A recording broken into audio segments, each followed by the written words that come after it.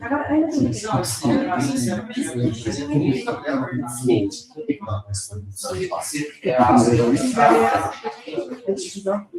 não, tá falando. Esse ano não, mas não tá saindo, ó. Agora tá. Tá ouvindo a gente, Gabriel? Vou começar, Gabriel. Podemos começar? Vamos. Tá escutando bem? Tem muito ruído. Tem um pouco de ruído, mas agora está tudo melhor. O pessoal fica quietinho. É que o microfone fica bem em cima deles ali. Mas tranquilo. Bom, vamos lá, pessoal. Já está gravando, tá? A gente sempre grava esses nossos encontros. Hoje é o nosso 56º.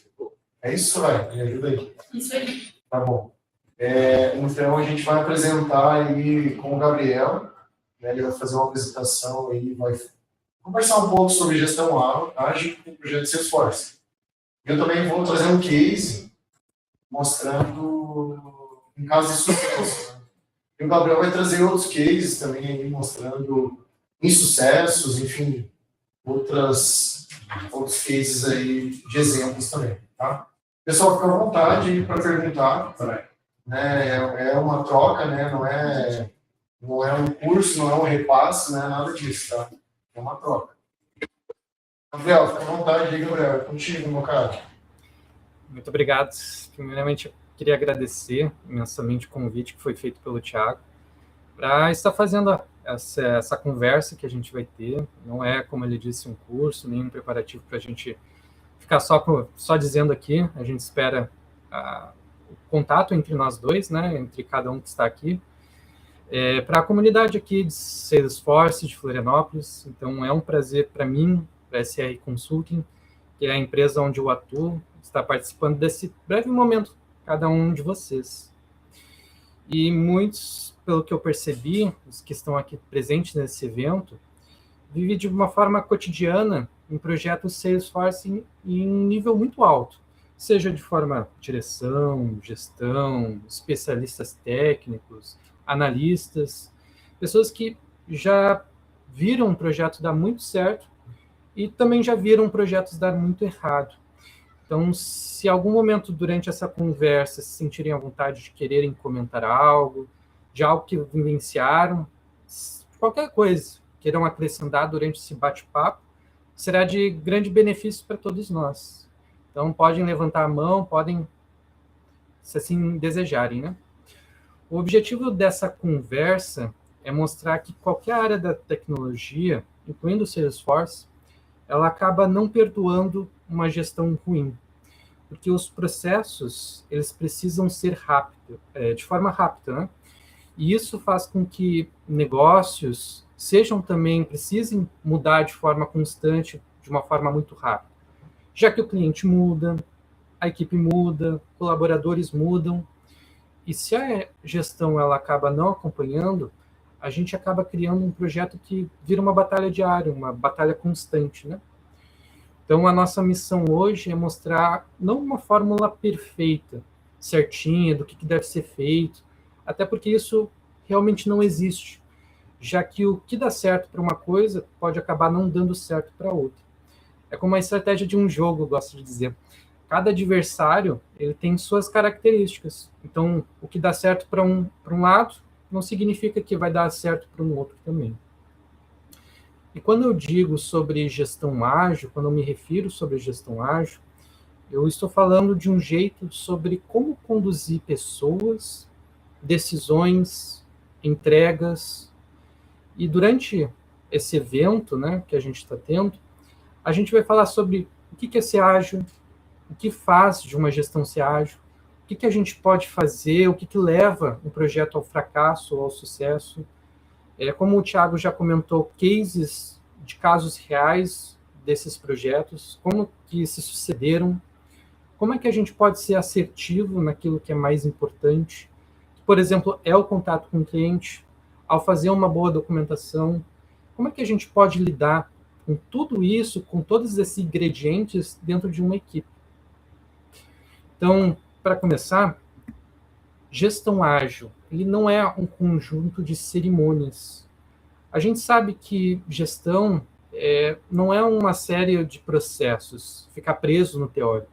Então, por exemplo, alguém aqui, possivelmente nesse evento, já participou de algum projeto que o Scrum parecia perfeito, eram feitos deles diárias, tinha uma boa planning, era feito reviews, refinamentos técnicos, e mesmo assim, o projeto atrasava, seja por decisões finais eram tardias, ou pelo que o cliente não participar tanto, ou pelo usuário final acabar pedindo uma alteração porque não batia com aquilo que realmente precisava, e aí o problema só aumentava. Se alguém tiver algum case nesse sentido e quiser comentar, fica à vontade. Mas eu vou continuar falando aqui. Se quiserem trazer no bate-papo também, fiquem à vontade. Eu já participei em alguns projetos que isso já aconteceu. O problema ele se tornou cada vez maior. O cliente pressionava muito, queriam resultados de forma total e imediata, tudo era para ontem, era urgente, daqui a 5 minutos queria algo novo. Então, o estresse dentro da equipe ele só aumentava. Então, a diferença ela não é sobre a metodologia que vai ser usada ou as ferramentas que serão usadas.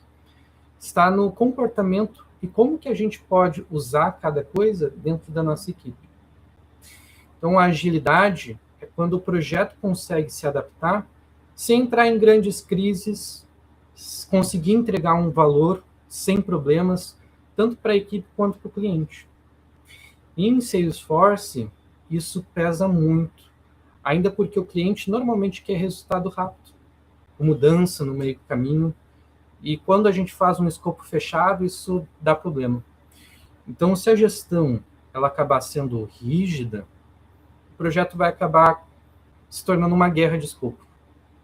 Então, isso basicamente que a gente vai ver durante esse momento que estamos juntos. Mas, antes disso, queria me apresentar um pouco, de forma bem breve, me apresentar quem eu sou, de onde eu vim.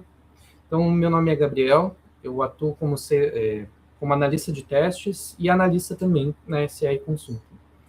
E por atuar como analista de teste, QA, eu acabei tendo uma certa visão privilegiada, por assim dizer, sobre os projetos. Porque o QA, querendo ou não, fica no ponto onde a verdade acaba aparecendo. Ou no que funciona ou no que não funciona. E muitas vezes, quando algo não funciona, ela não é culpa do código, não é culpa do desenvolvedor, não é culpa do analista, é culpa de uma decisão tardia, no requisito que foi incompleto, não foi bem feito, da expectativa que não foi bem alinhada. E por já participar de muitos projetos, me possibilitou aprender nesse sentido dentro da SR. Como projetos da Honda, Abut, Auriverde, Pag Brasil, Crefaz, entre outros clientes que a SR tem. E essa visão me permitiu ver alguns padrões repetidos. O que derruba um projeto? O que mais salva um projeto? Onde normalmente a gestão pode acabar perdendo a mão de uma equipe. E muitos do que estão aqui presentes podem perceber que é difícil pegar um projeto com nenhuma documentação, sem saber o que foi desenvolvido antes de você pegar aquele projeto. O contato com o cliente acaba não sendo aquelas coisas. E isso faz você estar numa completa escuridão, tanto você quanto sua própria equipe. E resolver esses problemas num curto espaço de tempo, a possibilidade de que os mesmos erros que foram feitos em consultorias antigas, elas podem se tornar gigantescos de acontecer a mesma coisa. E por essa falta de tempo, pode-se pensar ou dar aquela desculpa de que não vai ter tempo de documentar, os desenvolvedores ficam no escuro de novo, o cliente quer a coisa para ontem, como eu já citei, e aí o projeto atrasa de novo e está tudo errado. Então, a SR ela já pegou inúmeros projetos assim, que chegaram para a gente com clientes sendo insatisfeitos com as consultorias antigas que tinham contratado. A gente vai ver um pouquinho durante esse momento desses slides. Tudo remendado, um gasto de desenvolvimento absurdo, o orçamento já passou do limite, o cliente tenta colocar todas as frustrações em cima de ti por causa das consultorias que fizeram aquilo. E é nesse sentido que a SR ela tem se tornado uma referência. Em que sentido? Quando ela foi fundada, ela não queria apenas desenvolver a plataforma de Salesforce para os seus clientes, mas gerar um impacto, um potencial grande dentro dela, que é basicamente implementar e reduzir o retrabalho, aumentar a taxa de conversão, dar rastreabilidade para os clientes, encurtar o ciclo de atendimento, até melhorar a governança. E isso não se faz com ferramentas, se faz com comunicação, se faz com boas documentações, se faz com uma boa equipe entendendo entre si. E é com esse objetivo que a SR trabalha. Ela foi fundada em 2020 e ela tem se tornado cada vez mais uma referência no âmbito regional aqui do Sul, mas também nacional. E será que a gente tem conseguido? Vou apresentar um pouquinho sobre a SR de forma bem breve também, para a gente não se delongar e falar mais do objetivo principal, que é gestão ágil. Os números mostram que sim, são mais de 80 mil horas dedicadas a projetos Salesforce e mais de 50 certificações. O que isso significa na prática? Isso significa que a gente consegue reconhecer um padrão, aprender onde os projetos travam, aprender onde o cliente se frustra, aprender onde o cliente se perde, aprender como prevenir um possível problema antes de ele virar um incêndio. E quando a gente olha para clientes como Grendene, Piccadilly, Braçal, ou até mesmo a Honda, como eu já citei, a gente não está falando de marcas só por serem conhecidas pelo nome. A gente está falando de uma operação de grande volume, de processos críticos, gente usando todo dia a plataforma. Então, se você errar, ela não se torna só um bug. Você trava uma rotina real na prática, afeta as vendas, o atendimento, a tomada de decisões. Então, quão prejudicial isso pode acontecer? Então, por isso que uma gestão ágil, ela entende que a necessidade em reduzir o risco e entregar valor. Além disso, a gente tem uma das nossas premissas, que a gente considera como mais importante, é compartilhar o nosso conhecimento. A SR ela tem um podcast semanal, onde todas as quartas-feiras, ou seja, amanhã já vai ter um episódio novo, às 18 horas, a gente tem o nosso canal Desbloqueando Salesforce. E lá é lançado um vídeo para explicar mais temas, tendências, desafios do Salesforce e contribuir com a maturidade do mercado. Desbloqueando o Salesforce, se vocês quiserem escanear o QR Code, vai levar ao canal no YouTube. A gente também tem o canal dentro do Spotify. Ele não nasceu apenas para divulgar a SR, mas também como um espaço para discutir sobre problemas reais de projetos. Então, lá é falado sobre técnicas de como implementar o Salesforce, de gestão, de carreira, de erros, as funções de cada membro da equipe, de aprendizados e de tantas outras coisas. Porque o projeto Salesforce ele não é feito só de código, ele é feito de pessoas, de decisões, de contexto. Então, muita coisa que eu vou comentar aqui, ela já foi discutida nesses conteúdos, nesses vídeos.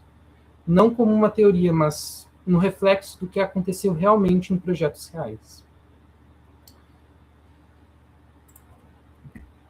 Uma coisa que eu gosto de falar sobre gestão ágil é o que significa ser ágil.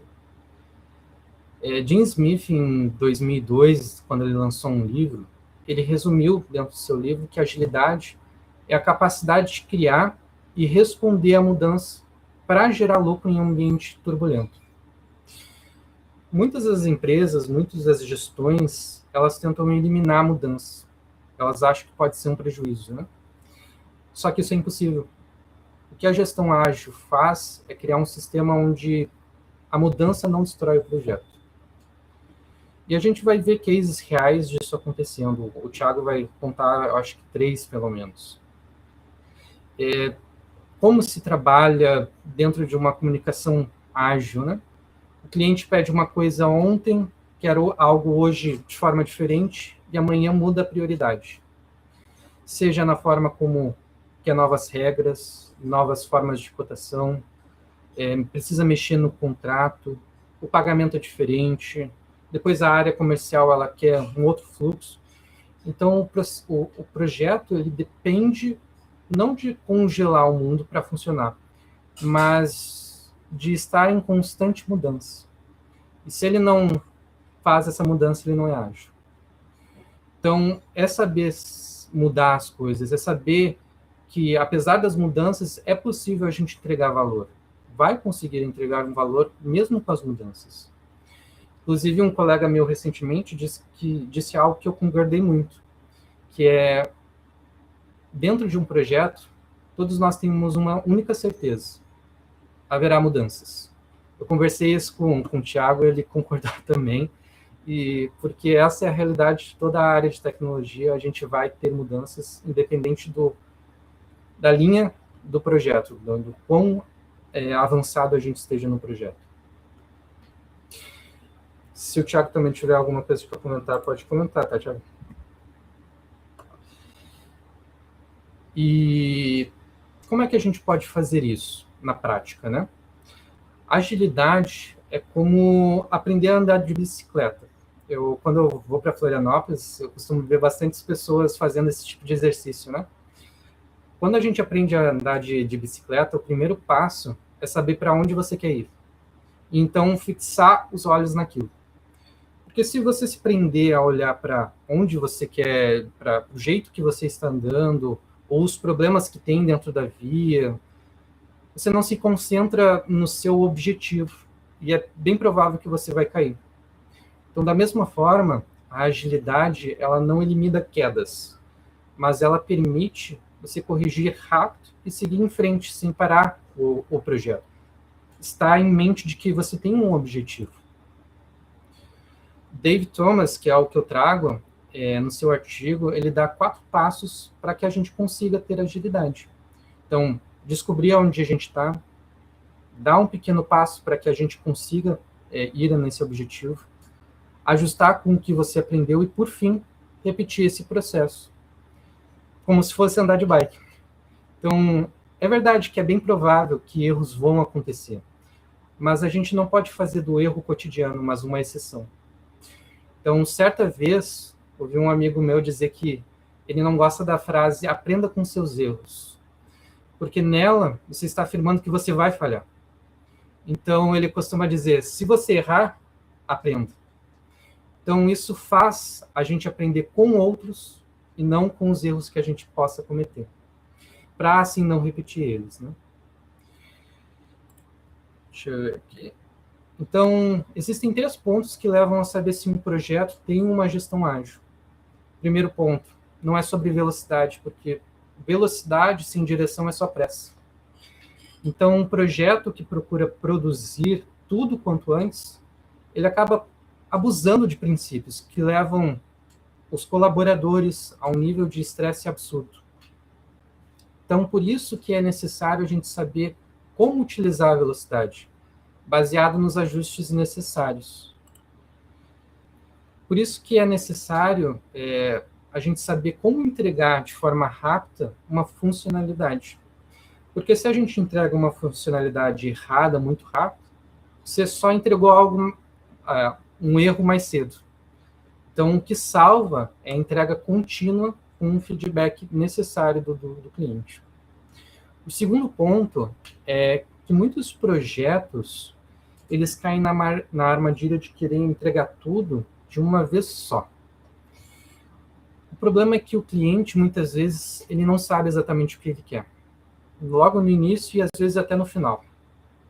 Então, quando a equipe foca em valor, ela se pergunta, será que isso resolve nosso problema agora? Se resolve, vale a pena entregar. Se não, talvez dá para esperar isso um pouco mais. O terceiro ponto é sobre um projeto ágil. Ele não é focado num projeto individual, ele nunca vai ser um projeto individual.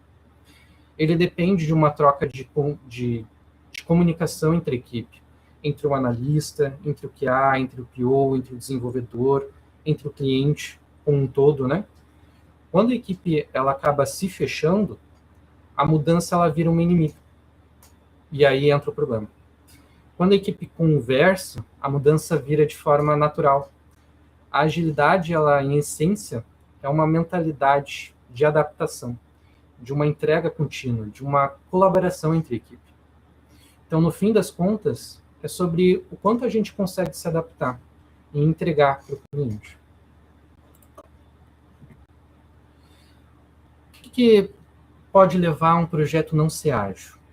Ciclos longos, um feedback tardio do cliente, um feedback tardio até da própria equipe, uma burocracia excessiva, uma resistência de mudanças, problemas que não são descobertos de forma algo mais cedo, né? Acaba descobrindo só depois.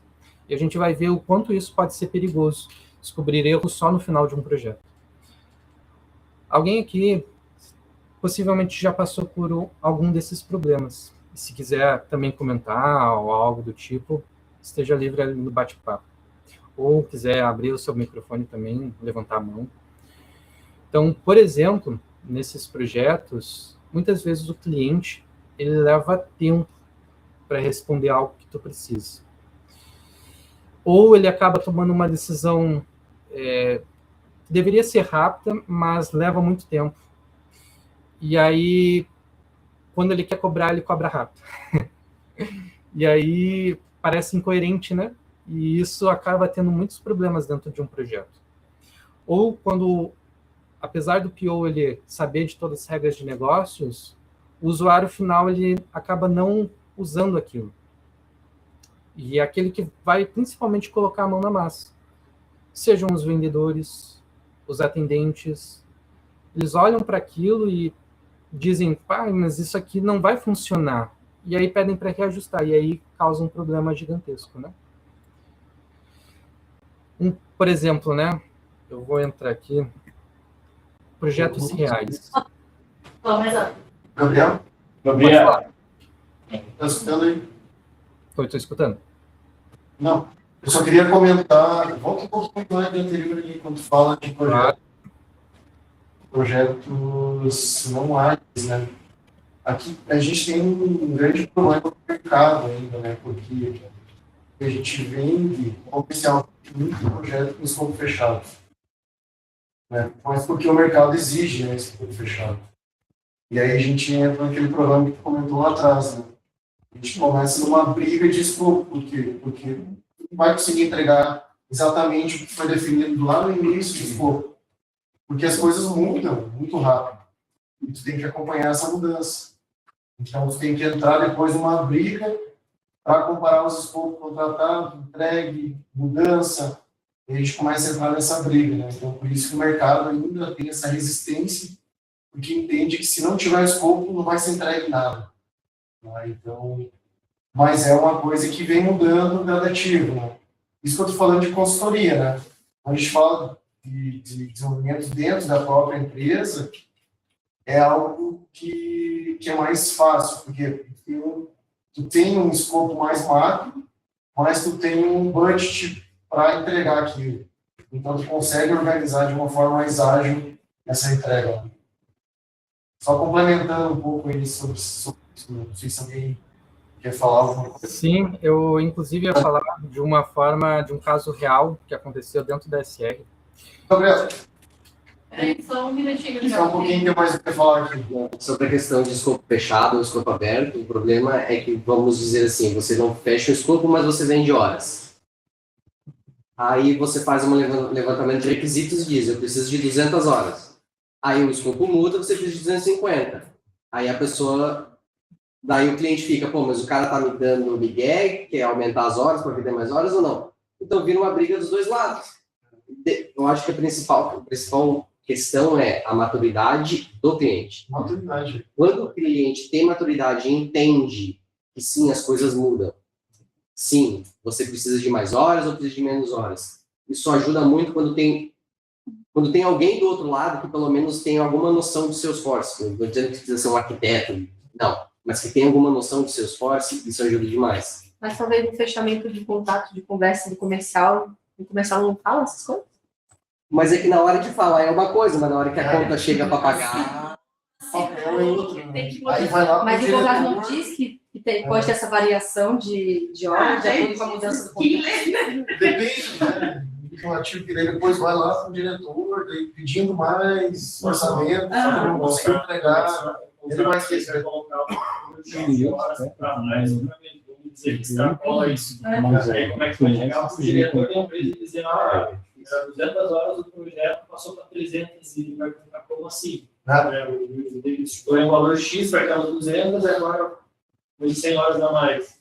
Um complemento com relação ao cliente vir mais maduro e saber o que é o Salesforce, eu tenho percebido ali que a maioria dos novos clientes assim, que estão chegando, eles têm conhecimento baixíssimo do que é o Salesforce. E aí, até você explicar o que é o Salesforce, já gasta muitas horas só de explicação no que é o Salesforce. São várias reuniões para tentar explicar, para tentar colocar ele no comecinho ali para começar a dar requisito. Então, essa preparação antes já está demandando bastante tempo também. Isso quando vai implementar Salesforce, né? Quando já tem, que às vezes já tinha uma consultoria tocando, aí outra consultoria, enfim, ou até entra uma pessoa ali, né, para tocar. E aí, o que é legal também é fazer um assessment, né? E aí a maturidade do cliente, ela também já permite, ela já contempla a hora de assessment antes de fechar o contrato. Então, é uma forma de minimizar que tenha mudança no contrato. Então, pega umas horas para assessment para poder desenhar o escopo do projeto. É uma forma também de minimizar ali essas mudanças, né? Que daí a consultoria ou, enfim, né? A agência que for prestadora de serviço, ela vai estar mais madura para tomar decisão e desenhar o escopo. Aí, se ela mudar, aí vai ter, de fato, né? Não vai ser só a responsabilidade do cliente, vai ter ali o ponto da consultoria também. Problemas reais. Casos reais. Vamos lá, Gabriel.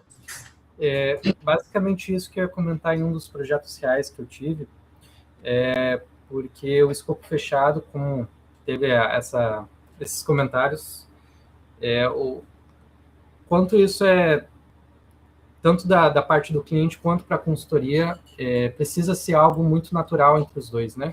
Precisa ser uma conversa em que os dois acabam cedendo, né? Porque vão existir mudanças e que cada um precisa também ceder como poder agir, né?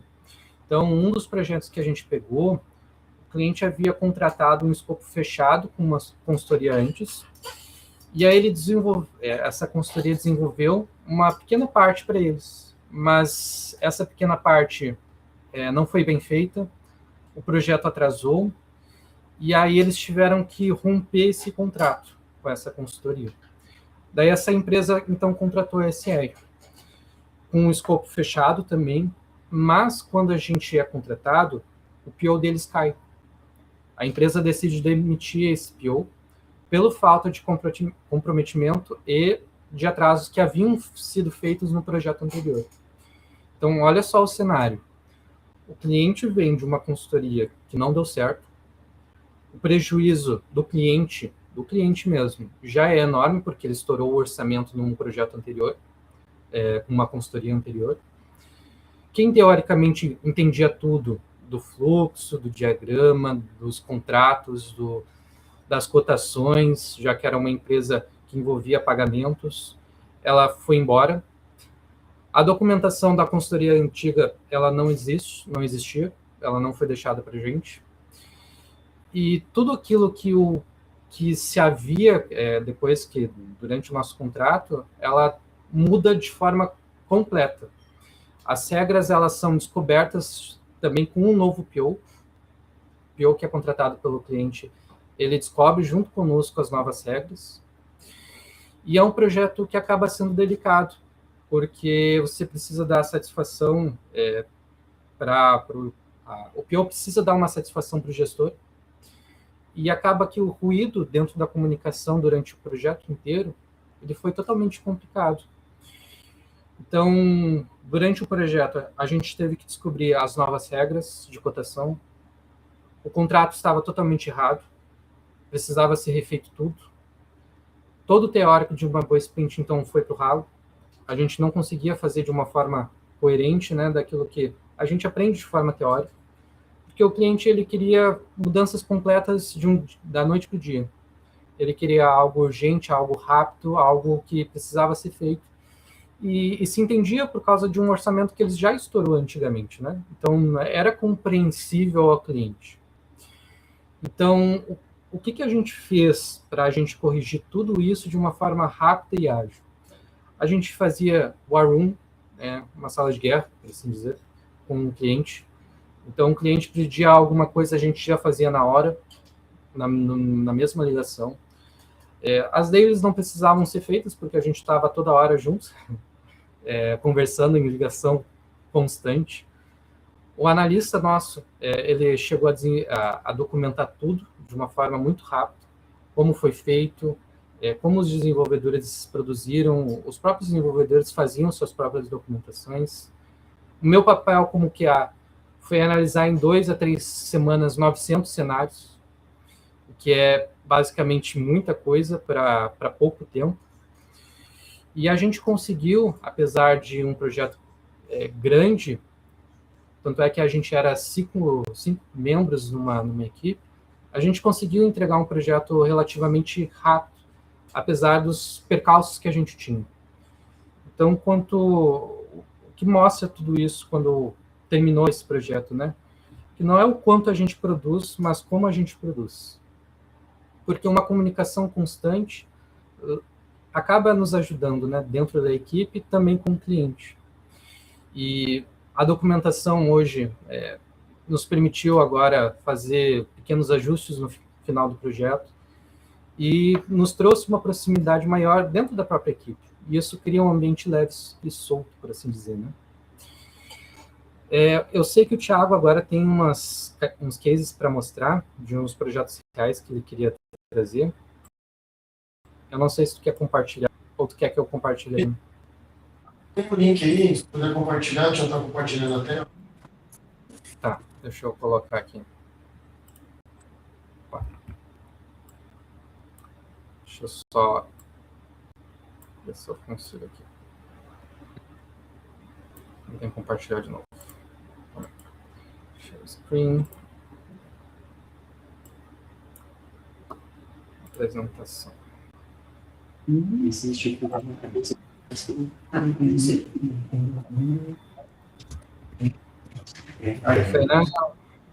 Beleza, valeu, obrigado. Então, pessoal, isso aqui foi uma implantação que a gente fez de um novo canal B2B no varejo com o Sales Cloud. Já existia um canal direto da fábrica que vendia B2B para os clientes, né?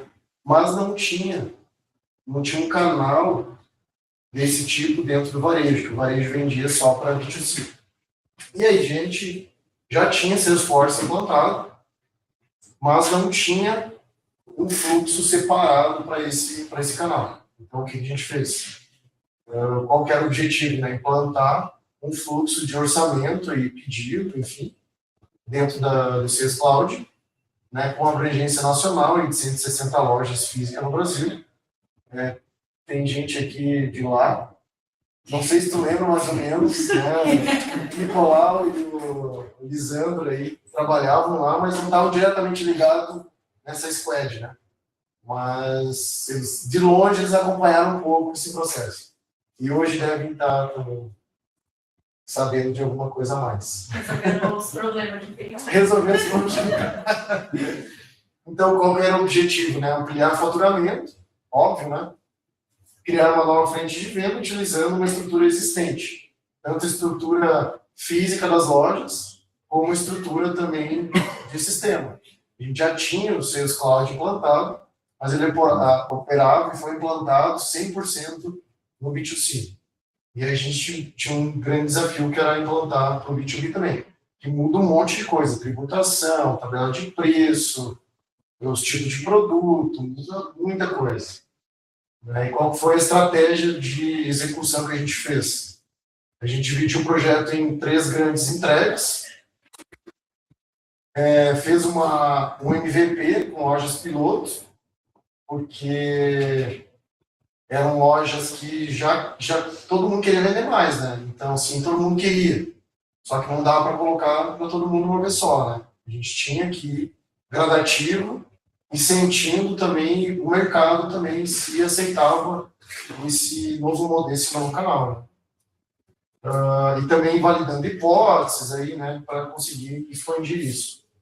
E aí a gente fez também um rollout gradual aí em 100% das lojas, né? A gente programou esse rollout para atingir as 160 lojas.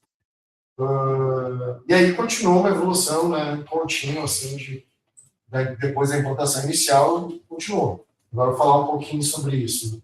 Pode passar, Gabriel, por favor. Na primeira entrega, estou falando dos principais aqui, né?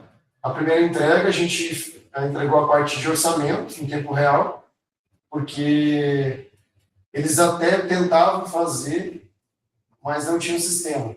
Então era o caos, né? Fazer um orçamento sem sistema. Nem dá para se pensar no dia de hoje de fazer um orçamento sem sistema, né? Então foi um ganho muito rápido que a gente teve, um cálculo de preço, tudo, regras fiscais, o tipo de contribuinte. Não sei se alguém conhece um pouco a parte fiscal aqui. É bem complexo quando a gente vende para o B2B, porque depende do tipo de contribuinte que está comprando, tem uma tributação diferente, então muda preço, é uma complexidade bem grande. E, claro, uma maior agilidade no atendimento desse tipo de cliente nas lojas, né? Que antes a gente tinha atendimento só em call center ou com representante. Então era muito mais lento. E a gente aproveitou as lojas físicas e todos aqueles vendedores que estão na loja para fazer essas vendas. Segunda entrega a gente fez... Aqui a gente já começou em MVP. Na primeira entrega a gente já começou em MVP com as lojas pilotos. E aí a segunda entrega a gente fez a parte de estoque e previsão de produção. O que ganho teve esse? Nem sempre o produto tu tem em estoque. Esse tipo de ramo de venda de produto, ele não é um produto de prateleira.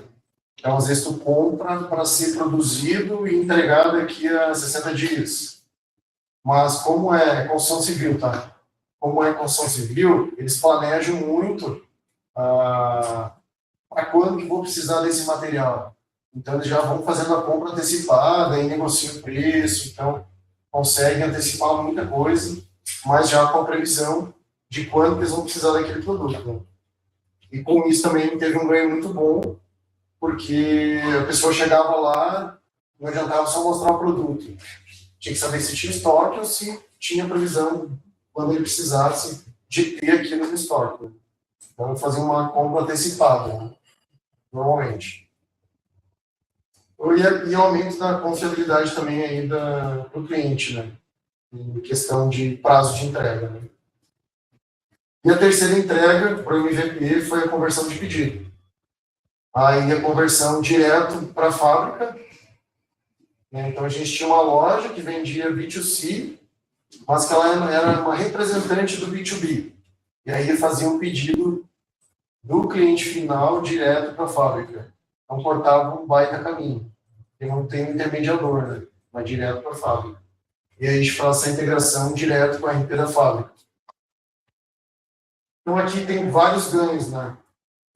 Menor incidência de erro, ganho de produtividade comercial, redução de retrabalho operacional, enfim. Pode passar, Gabriel, por favor. Aí depois a gente continuou fazendo entrega. Daí a gente fez o rollout, né? Dessas 3 grandes entregas, a gente fez o rollout em todas as lojas. e começou a fazer melhorias, né? Várias entregas de valor aqui para que o canal se consolidasse também, tivesse cada vez mais vendas, né? A gente implantou várias formas de pagamento, uma delas foi o pagamento via cartão de crédito. B2B, nesse ramo de construção civil, não existia pagamento de cartão de crédito, só pagava em boleto. A gente conseguiu fazer essa mudança no mercado também. Então teve um ganho legal, porque quando a gente vende no boleto, quem que financia isso? É a fábrica. Quando a gente vende no cartão, quem financia é a administradora do cartão. Então, tu tira aquela responsabilidade da fábrica, aquele risco da fábrica e repassa para o cartão. Então, isso também tem um ganho financeiro muito grande.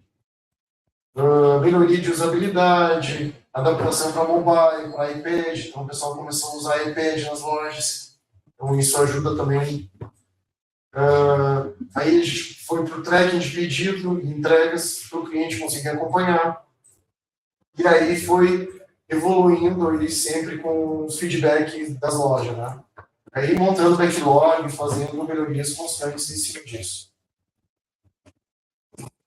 Pode passar, Gabriel, por favor. Aqui eu falo um pouco sobre a squad que a gente tinha. Tinha um squad leader, um product owner, um product designer, um QA, um arquiteto de solução Salesforce, 2 desenvolvedores de Salesforce e um desenvolvedor de integrações. Essa era a equipe. Deve estar ali na loja. O Anderson. Tá aí? O Anderson está ali. O Anderson está aí, olha aí, ó. Um deles está aí. Está aí online. E a gente teve, então, um MVP inicial de 4 meses. Logo a gente já começou o rollout, avançando rápido. Em 10 meses a gente tinha feito o rollout em todas as lojas. Então a gente reduziu aí os riscos, né, em nossa estratégia incremental e também possibilitou esse ajuste ao longo do projeto. Mudanças que vinham a gente conseguia ir adaptando, porque conforme a gente ia entregando, a gente ia pegando feedback das lojas e trazendo melhorias para isso, né? Então, é um exemplo do que a gente implantou, a gente consegue implantar numa gestão ágil, assim, né? Um planejamento ágil, mas também a empresa entende que vai ter um ganho, né? E foi desenvolvido dentro da empresa, então não teve consultoria, não foi contratada uma consultoria, né? Foi feito internamente. Tem mais não lembro se tem mais alguma, Gabriel? Nossa, por favor. Tá. Aqui o que a gente teve de aprendizado, né? MVP reduz risco e acelera a validação.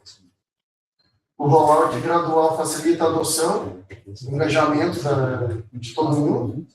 Feedback contínuo gera evolução de produtos. Integração diária de negócio e tecnologia é essencial. Uma não anda sem a outra. Foco em valor de entrega e não apenas em funcionalidade. Então a gente olhava para o que tinha mais valor, o que ia ter mais impacto na ponta para que a gente entregasse, e não simplesmente uma funcionalidade. Ganhos para o negócio, né?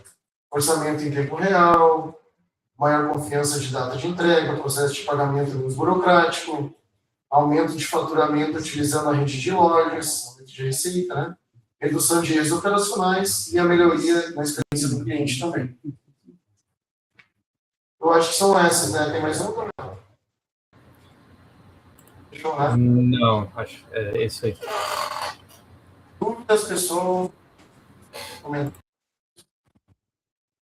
Eu acho massa trabalhar com MVP, assim, eu acho que, principalmente com coisas mais complexas, né?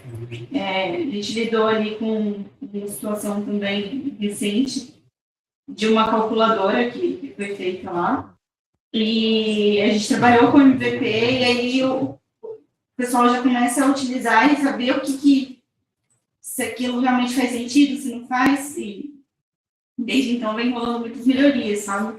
Muitos ajustes ali, inicialmente para ficar mais fechado ali com o que eles precisam, né? Inicialmente entrega o MVP, e aí daí é um abraço, né? Que daí São várias melhorias que dá para levantar ali ao longo da usabilidade do usuário. Acho interessante. Tem vários tipos de MVP também, né? Esse MVP que a gente já fez pensando que ele iria evoluir mesmo, né? Às vezes fazem MVP para testar só, mas que não vai servir para nada. Desculpa, não vai servir para evoluir. O desenvolvimento, né? Você vai validar uma ideia. Vai só validar uma ideia, isso. Que depois vai ter que construir essa parte de novo. Né? Mas aí depende de cada cenário. Né? Construir o MVP que foi para produção. Normalmente, na vida real... A gente construiu todo um componente LWC, a gente precisava fazer umas integrações e tal, e a gente fez um negócio extremamente básico. O LWC com uma tabela, com os campos separados por linha, coisa assim, ó, zoada. O pessoal olhou, nossa, que bonito que ficou. Sobe assim. Na real, né? Mas alguém quer comentar que está online, pessoal, também fica à vontade. Só abrir o microfone e chamar.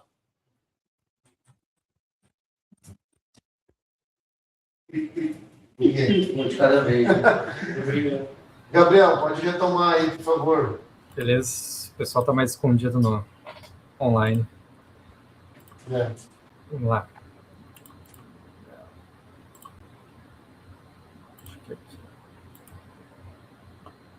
Estão vendo aí? Sim. Beleza. Então, a gente abordou alguns cases, alguns cenários, alguns projetos que a gente vê na prática o quão importante isso é e os benefícios, né, como o Thiago mostrou. Deixa eu ver, próximo. Eu trago aqui um relatório de uma organização de pesquisa americana, o Steininch Group. Ele desenvolveu esse Chaos Report, e ele perguntou, eles tendem a procurar mais de 600 projetos por ano para ver o que leva um fator de sucesso ou de fracasso dentro de um projeto, dentro da área de tecnologia, né? E eles elegeram nesse relatório, é um relatório bem grande, e traz muitos dados interessantes, se vocês algum dia quiserem pesquisar, vale a pena. E eles elegeram 10 motivos principais que levam ao fracasso ou sucesso de um projeto. Nesse slide, eu apresento 7 desses 10 principais, que são diretamente ligados à gestão ágil. O primeiro deles é o envolvimento dos usuários. Então, se o usuário não participa, o projeto vira apenas uma suposição. Como a gente já viu, o teórico diversas vezes não é o suficiente. A gente precisa pôr na prática. E um projeto de suposição, ele é muito caro. Então, a gente precisa saber o que o usuário final usa, né? Eu vi muitos de vocês vendo mais pela ótica do cliente, né? Então, isso acaba sendo o mais importante, né? A ótica do usuário final é a coisa mais importante dentro de um projeto. Os requisitos bem definidos, como a gente já comentou, precisa ser bem declarado, precisa ser bem exibido para a equipe. Um bom planejamento, expectativas realistas dentro da equipe, já comentado, né? Tem que se permitir, tanto dos dois lados, fazer com que os dois se entendam, né? Que deixem de se permitir ver na ótica da outra pessoa, né? Repartir o projeto em partes menores, o que isso envolve, né?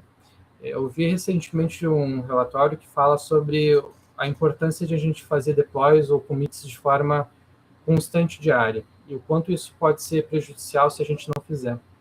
A possibilidade de dar um problema é muito maior se a gente leva mais tempo. Eu não consegui trazer esse dado de forma fixa, não deu muito tempo de eu conseguir, mas é algo bem importante. Só que se a gente precisa fazer isso de forma constante, se a gente faz de um projeto inteiro, a probabilidade de dar errado é muito grande. Então, a gente precisa repartir o projeto em pequenas partes para entregar para o cliente e até mesmo para ele validar o que ele gostou, o que ele não gostou, o que pode ser melhorado e dar o retorno, o feedback necessário para a equipe, né? Um senso de responsabilidade por parte da gestão e da equipe, saber que é necessário estar constantemente fazendo mudanças e buscar essas tarefas de forma, quando se muda muito rápido, permitir pegar essas tarefas e agir de forma rápida, né? E, por fim, uma visão e objetivos claros. Ele é uma parte pequena, menor, mas é importante também. Esse relatório diz também que se os 2 primeiros eles são definidores de um projeto bom ou ruim. Se ele não for bem feito, é muito provável, diz o relatório, de que ele vai acabar levando à falência desse projeto. E se ele for bem feito, bem possivelmente ele vai fazer com que o projeto seja bem executado e seja entregue no prazo estipulado. Mas se vocês notarem, mais do que a metade de um projeto está envolvido com uma gestão ágil. Então, se algo não for bem feito pela gestão de forma ágil, é bem provável que ela seja fadada ao fracasso.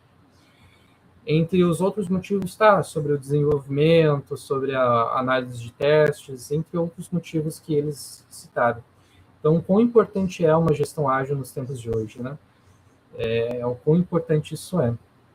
Porque a gestão melhora a tomada de decisão, o alinhamento entre as áreas, um feedback de forma mais constante. E isso reduz surpresas no final do projeto. Então, por isso que a gestão ágil ela não é apenas um detalhe dentro do projeto, ele é o centro de tudo, ele é o que sustenta um projeto, ele é o que faz mais parte dentro do projeto. Então, precisa se tomar cuidado da forma como que é feita a gestão ágil. Próximo. Muitas vezes é dito que a qualidade ele depende de apenas um indivíduo, mas, na verdade, o quão importante é a colaboração entre a equipe, né? Se não houver uma comunicação bem feita, de nada adianta achar que vai acabar tendo um projeto bem executado, né? De que vai ser entregue no tempo correto, de que vai ser feito bem feito. Vai acabar tendo ruídos e, no fim, um projeto que tem ruídos dificilmente vai progredir, né? Deixa eu colocar o próximo aqui. Fala sobre a qualidade não ser responsabilidade apenas do que há. Se a responsabilidade ela fosse apenas dependência, cria uma dependência só do que há, ela chegaria muito tarde. Porque o que há, normalmente, ele valida quando algo já foi desenvolvido. E em times ágeis, qualidade é construída antes, não no final. Então, uma conversa bem feita, ela é necessária, um refinamento sobre o projeto é necessário, tanto nos critérios de aceites, entre outras partes do projeto. Então, o QA ele não é o dono da qualidade, mas ele protege muito o processo dessa qualidade. E quando a equipe entende isso, o retrabalho ele cai, e a agilidade também acontece. E todos são membros fundamentais de um projeto, tanto o Dev, quanto o QA, quanto o PO, quanto o analista, quanto o Tech Lead. E quando há a cooperação de todos, os problemas tendem a não acontecer. Como é que a gente pode executar boas sprints? Isso independente da área, mas o Salesforce necessita bastante disso, né? Eu não vou me pegar tanto de forma muito engessada de como fazer, porque como a gente já mencionou, tanto nos projetos reais, a equipe ideal não existe. Os projetos, a forma como se produz, a metodologia ideal não existe. Então, a gente ter uma base do teórico, ele é bom, mas colocar regras, definir coisas bem definidas, acaba tendo um prejuízo muito grande, porque, como já mencionado, né, algo que pode ser feito de uma forma correta com um, pode não ser da maneira melhor com o outro, né? Mas a gente vê aqui 6 passos que podem levar a uma boa sprint quando se tem esse momento ideal. E essa boa sprint, ela começa antes de um planejamento bem feito. Ela começa com um backlog que define de forma bem clara o que são as regras de negócios aceites. Porque uma sprint ruim, normalmente é uma sprint sem clareza. O time ele acaba entrando, achando que entendeu algo e sai discutindo o que era para ser feito. E muitas vezes isso acontece, e isso a gente deve evitar para não ter esse ruído, né? Depois disso, é necessário definir muito bem o planejamento de quanto tempo vai levar uma sprint, as tarefas, quanto tempo cada tarefa, o que cada um vai fazer, as responsabilidades de cada um. É preciso deixar isso de uma forma muito bem clara para que tudo ocorra de uma forma correta, né? Para que todos os membros possam também participar. E ao montar essa sprint, a gente faz isso e acaba acontecendo que aconteça de uma forma coesa, né? A gente consegue validar com o cliente, a gente consegue corrigir problemas antes de eles existirem, de chegar no próprio cliente, e o quanto tempo isso leva para um deploy acontecer. Os últimos 3 pontos, eu acho que são os mais importantes, independente da forma da sprint que vai ser montada. Porque ela é basicamente a comunicação essencial dentro de tudo. Dentro da equipe, junto com o cliente, no caso.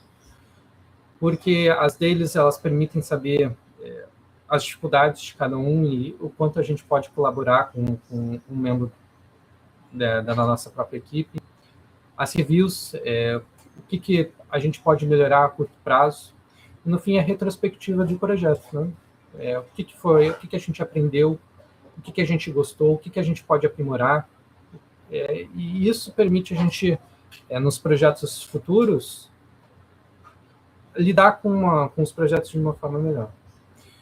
E se a equipe não se entende, ela não vai conseguir, durante as tarefas, se entender. Não vai acontecer de uma hora para outra.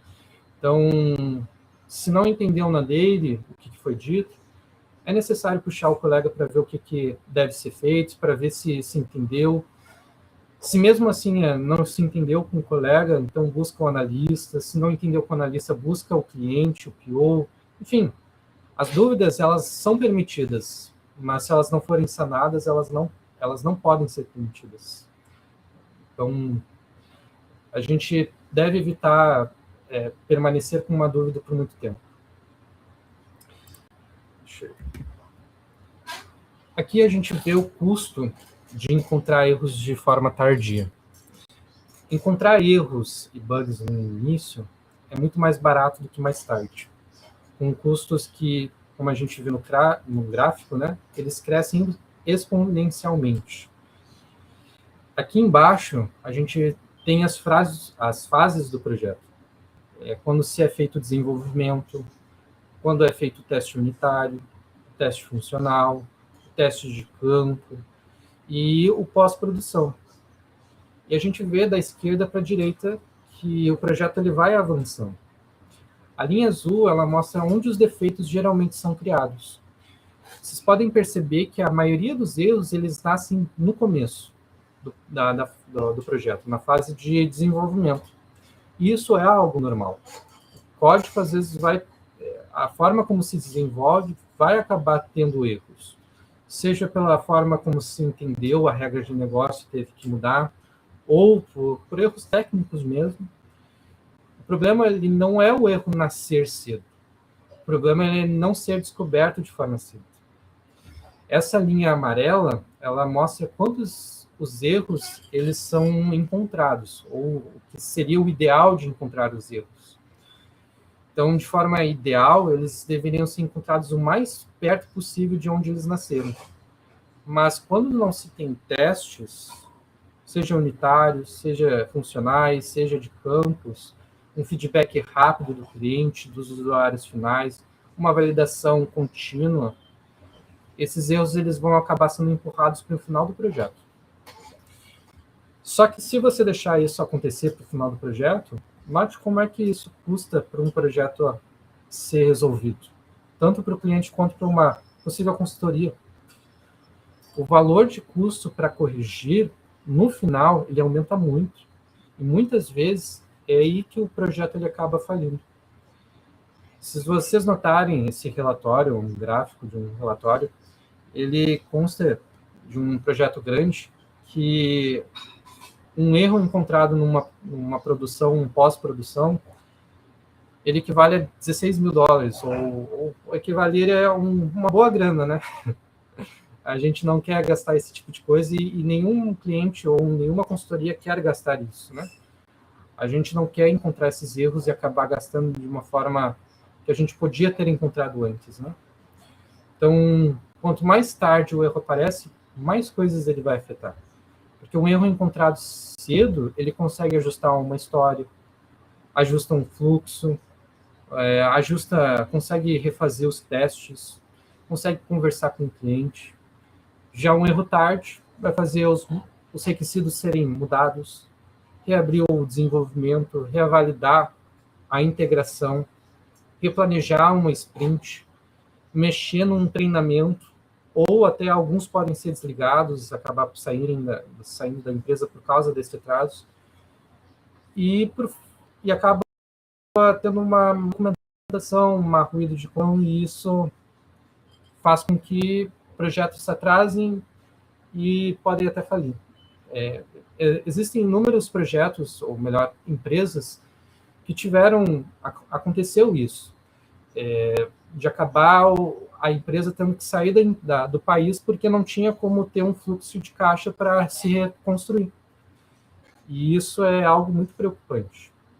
Então, a gente deve fazer com que esses erros sejam encontrados de forma mais cedo possível. Por que o QA, ou qualquer um que vá fazer o teste de forma precoce, vai fazer a diferença? A diferença é um projeto como um todo. É comum a gente ouvir piadas de que o QA ele é o inimigo do desenvolvedor. Que, na verdade, é o contrário. O QA ele quer proteger toda a equipe de possíveis erros, de possíveis danos que venham a ter dentro da equipe. É validar o entendimento dos problemas que venham a surgir. É fazer perguntas que ninguém faz, mas que o usuário vai cometer, no final das contas, de uma forma equivocada. É tentar quebrar a ideia que será produzida de uma forma perfeita. Então, o desenvolvedor, o PO, o analista, ele cria um perfeito. E é o correto, né? Só que quando se cria o cenário perfeito, quando o usuário final vai lá e digita de forma errada a data de nascimento ou CPF, ou coloca uma string num campo de número, e aí dá um problema, e aí você não consegue consertar, isso é frustrante. Então, tanto para o usuário final, ele pode perder uma conversão de um lead, de uma oportunidade. Então, quão sério isso pode ser? Então, o que há cedo, ele não atrasa, ele evita atraso. Então, isso é algo muito importante para uma equipe. Deixa eu colocar o próximo aqui. Uma coisa que pode salvar todo o projeto é uma boa documentação. Muitos tratam a documentação como apenas uma burocracia, algo que tem que ser feito porque tem que ser. Mas ele precisa ser visto como algo útil, algo simples, algo que permite se recorrer quando não se tem nada, para dar clareza à equipe e permitir que cada um foque nas suas próprias tarefas, de uma forma objetiva, clara e no que realmente importa. Possivelmente, muitos daqui já devem ter pegado uma documentação que você leu o começo, você leu o meio, você leu o fim, e nada do que você leu no fim tem a ver com o começo. Aí você precisa ler de novo e perceber que você não entendeu de novo. Aí você pergunta para alguém do teu lado se você entendeu aquilo, a pessoa também não entendeu. E aí surgem problemas. Então, uma documentação boa é a que permite que toda a equipe entenda de forma rápida, consiga tomar decisões rápidas. E aí o cliente consegue receber o projeto de uma forma pequenas partes do projeto de uma forma mais rápida. Então, a agilidade sem clareza, ela acaba virando improviso. E uma documentação bem feita é uma das ferramentas que permite uma clareza maior. É uma das ferramentas mais úteis para isso. E o que dizer, então, da comunicação com o cliente? Ela é o pilar de todo o projeto. Muitas das frustrações do cliente, ela não nasce no erro técnico. Ela nasce na expectativa. O cliente ele acha que vai receber A, o time acha que vai entregar B, ninguém ele percebe o que foi entregue de verdade. Então, é aí que a gestão ágil começa na conversa. Ela precisa alinhar a expectativa desde o começo, como a gente conversou no começo desse evento, né? Dessa palestra, dessa conversa. À medida que o projeto vai andando, as expectativas elas se tornam diferentes. Então, elas precisam ser bem feitas de uma forma natural, em que ambos cedam aquilo que acham que é necessário. Precisa ser transparente sobre os riscos que isso pode trazer. Então, um projeto com um escopo fechado, como a gente viu no começo, né, tem seus riscos, vão haver mudanças, então, como a gente pode lidar isso de uma forma natural com o cliente, a gente precisa saber disso. A gente não pode utilizar, muitas vezes, de um linguajar muito técnico. A gente precisa fazer com que o cliente entenda o que a gente está fazendo, porque ele, muitas vezes, não sabe como o Salesforce é desenvolvido, né? Como a gente faz dentro do Salesforce para os campos, o layout, tudo ser desenvolvido, o passo a passo, a esteira, contrato, tudo. Então, a gente precisa ser mais limpo, mais simples ao se comunicar. E compartilhar o progresso que está sendo feito, mostrar que o que foi dito para ser feito está sendo entregue de forma com frequência, de forma constante. E, por fim, ouvir ativamente o cliente, que é algo muito importante. O projeto que eu citei, ele foi um divisor de águas para mim, para a equipe que atua nesse projeto, porque o cliente ele acabava se estressando, estava num momento de estresse, porque estava sendo cobrado de forma constante e acabava cobrando a gente também.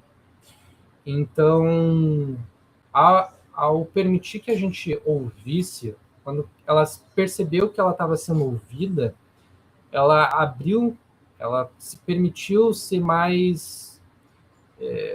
conversar de uma forma melhor com a gente. Então, o quão importante é demonstrar um ouvido atento, né? Permitir-se ouvir de forma ativa, né? Acho que Ô, Gabriel, a gente tem umas perguntas ali da Ana. Até, Ana, se você quiser abrir o microfone para perguntar. Pode abrir. Chat,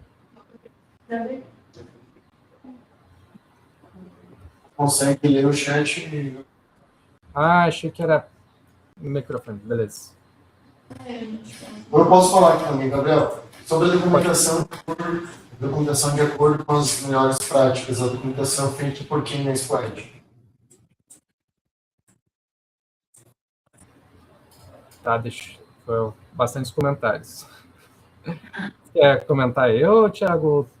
Você está escutando? Estou escutando.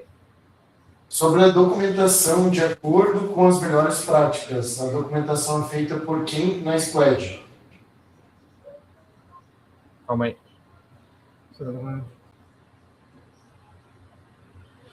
Então, a documentação, ela geralmente é feita tanto pelo cliente, mas principalmente pelo analista.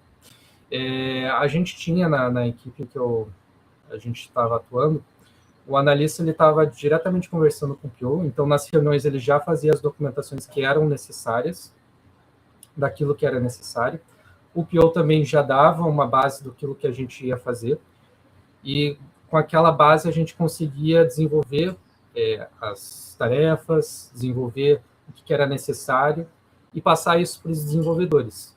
Os desenvolvedores, então, faziam uma documentação daquilo que foi feito. Então, como é que foi feito o desenvolvimento, por que ele usou aquela lógica, por quanto tempo ele levou, tudo isso é feito na documentação. E aí isso é entregue também para o cliente, para ele também ter uma base. Em qual momento seria na mesma história do desenvolvimento ou outro momento? Geralmente, essa documentação ela é feita, o ideal, né, no caso, é no começo. O mais importante é ser feito no começo. Logo que você conversa com o cliente, logo que você se comunica com ele. E ao passar do tempo, vai ser necessário que você faça acrescentar nessa documentação, né? Então, eu acredito que em todo momento do projeto você vai fazer, mas o mais importante é aquele que você leva no começo.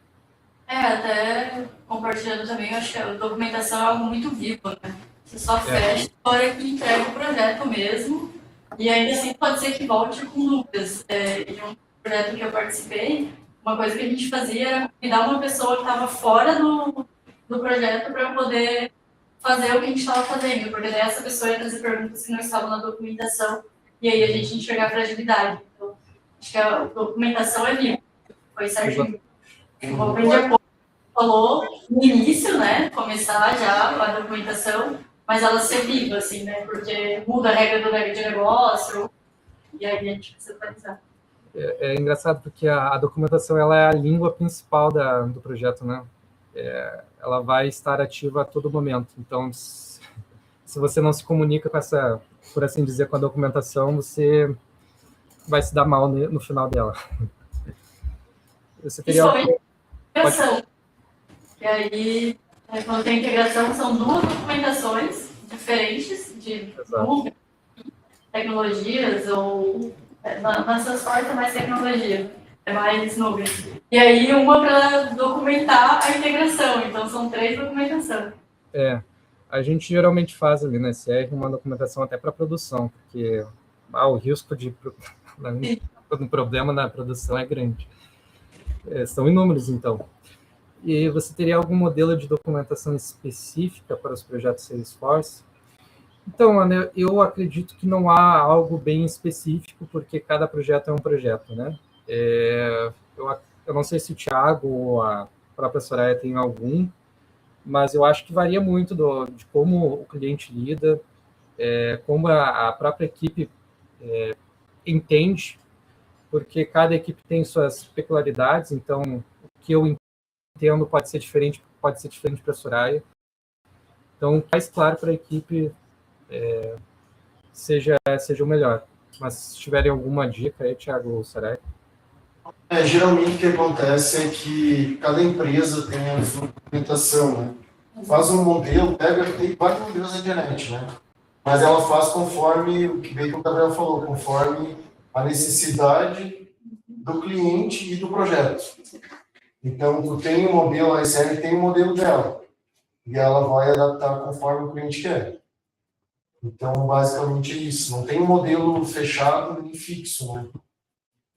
Não sei se ajudou ou atrapalhei. Que tem também documentação técnica e documentação de negócio, né? Então, tem a documentação que fica ali no notebook que só os devs que vão entender quando pegarem, né? A gente que é mais de negócio não entende nada. E também tem a documentação que funde as duas, né? Então, o modelo de documentação do Salesforce, eu acho que depende muito da nuvem que está utilizando. Se eu estou falando em Flow, se eu estou falando em Marketing Cloud, no Ubisoft, com o aí cada um, eu acho que depende de um modelo. Beleza. Vamos lá, Gabriel. A gente está com o tempo um pouquinho estourado, cara. Vai ter que dar uma aceleradinha, eu acho aí. Tranquilo. Eu tenho só mais 3 slides no fim. Beleza. Vamos aqui. Então, esses seriam basicamente os princípios de toda boa comunicação ágil, ter feedback constante do cliente, da transparência, evitar surpresas para o final do projeto, porque isso acaba tendo um custo muito grande, a colaboração sobre a hierarquia, o alinhamento contínuo. Próximo. Então, o que a gente viu durante essa palestra, esse evento, essa conversa como um todo, né? Agilidade ela não é um framework, não são ferramentas, não são, por assim dizer, metodologias fixas, mas sim uma mentalidade de uma boa equipe. Vimos o que é ser ágil, que é saber se adaptar de forma constante, os passos para a gente conseguir isso, quando o projeto é ou não é ágil, casos reais de um projeto, fatores que levam ao fracasso ou ao sucesso de um projeto, quão importante é a colaboração em equipe, quanto custa a gente descobrir um erro de forma tardia, como a gente pode construir uma boa sprint, como é que a gente... qual o papel de cada um, quanto isso pode colaborar para uma equipe, e como uma documentação bem feita ajuda no desenvolvimento de um projeto como um todo. E, por fim, como se comunicar com o cliente, como a gente acabou de ver. Então, grandes resultados, eles vêm de pequenas melhorias ao longo do tempo. Então, se você quer tentar mudar tudo de repente para amanhã, vai acabar travando. Mas se a gente quer melhorar um ponto por tarefa, por sprint, repartir isso, aí que a gente acaba conseguindo transformar o projeto. Então, agilidade e responsabilidade de toda a equipe. Então, eu queria agradecer imensamente o convite do Thiago, da Soraya, para fazer essa apresentação, essa conversa que a gente teve. Eu acho que foi muito boa, comentários de vários, perguntas, que nos ajudam no dia a dia, no desenvolvimento de cada um. E fica o incentivo de quem quiser me contatar via LinkedIn. Eu vou ter o grande prazer de responder, de compartilhar um pouco do conhecimento que eu tenho e também aprender com cada um que vier me contatar. E acho que agora eu deixo nas mãos do Thiago para conduzir até o fim. Obrigado, Gabriel. Obrigado pela disponibilidade, né? É sempre importante trazer temas diferentes, né? E não tão técnicos, né? Até quando a gente publicou essa conversa aí sobre gestão ágil, já teve gente falando lá, nossa, nunca vi nada falando sobre isso em Salesforce. A gente fala sobre muitas coisas técnicas, né, relacionadas à ferramenta e não traz temas relacionados à gestão e outros, né. Então, acho que foi bem legal aí a tua iniciativa também, Gabriel, né, de trazer esse tema aí. Foi bem produtivo também. Obrigado mesmo, agradece o Ariel lá, que é o nosso. E, pessoal, se tiver alguma pergunta, dúvidas ainda, alguém online também para perguntar. Soraya, quer comentar alguma coisa? Não, só estender o agradecimento ao Gabriel, já agradecendo ali no início, todo mundo que veio também, mesmo na chuva, presencial. Mesmo na chuva. Quem está em casa, ficou até o final, hoje a gente não vai ter voucher, gente, mas muito obrigada por participarem com a gente, e quem quiser apresentar algum case, apresentar algum tema, pode abordar a mim ou ao Thiago no LinkedIn, o pessoal aqui também, tá presencial, né, todo mundo, tá? A comunidade é de vocês, assim, né, a gente só intermedia, então contem com a gente e muito obrigada. Acho que a dica para a próxima documentação. É verdade. Documentação. É uma leve inveja que dos que Temos um voluntário da documentação. E uma leve inveja de quem está presente presencial, porque receberam presentes, não? A gente vai ter sorteio agora. Presencial só. Como é que vai ser o sortudo? Então tá bom, pessoal. Obrigado aí mais uma vez.